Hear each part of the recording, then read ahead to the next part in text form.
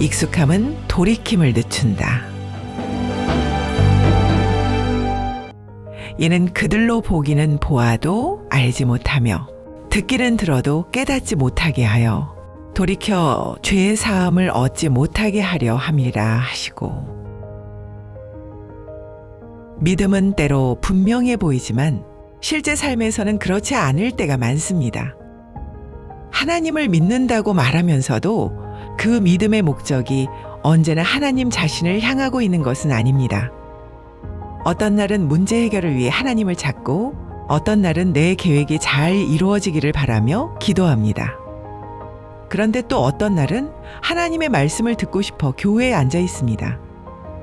이처럼 우리의 믿음은 종종 두 방향 사이의 경계선에 서 있습니다. 사적인 목적을 이루기 위해 하나님을 믿는 것과 하나님의 말씀을 듣기 위해 하나님을 믿는 것 사이에서 마음이 흔들릴 때가 있습니다.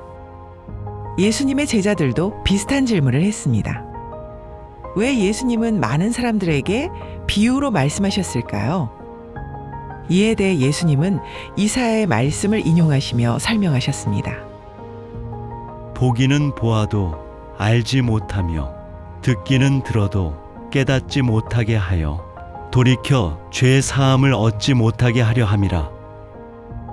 흥미로운 점은 예수님께서 이사야의 말을 그대로 인용하지 않으셨다는 사실입니다. 문장을 선택적으로 가져오시고 표현도 약간 변형하셨습니다. 그러나 단 하나의 단어만큼은 그대로 유지하셨습니다. 바로 돌이켜라는 단어입니다. 이 단어는 성경에서 회개를 나타내는 중요한 표현 가운데 하나입니다. 회개는 단순히 죄를 멈추는 행동이 아닙니다. 또 단순히 마음속에서 후회하는 감정도 아닙니다. 성경이 말하는 회개는 방향의 변화입니다. 지금까지 향하고 있던 길을 멈추고 하나님을 향해 삶의 방향 자체를 전환하는 것입니다. 그래서 죄를 중단하는 것만으로는 온전한 회개가 아닙니다. 하나님께로 마음이 향하지 않는다면 여전히 경계선에 서 있는 것입니다. 반대로 하나님을 향해 나아간다고 말하면서 삶의 방식이 달라지지 않는다면 역시 온전한 돌이킴이라고 할 수 없습니다. 이사야 시대에는 하나님을 볼 수 없었습니다. 그래서 듣는 것이 먼저 강조되었습니다. 그러나 예수님이 오신 시대에는 달랐습니다. 사람들은 하나님의 아들을 직접 볼 수 있는 시간을 살고 있었습니다. 그래서 마가복음에서는 순서가 바뀝니다. 보기는 보아도 알지 못하며 듣기는 들어도 깨닫지 못하게 하여. 이 변화는 단순한 문장 배열의 문제가 아닙니다. 구원의 시간이 미래가 아니라 현재가 되었음을 보여주는 표현입니다.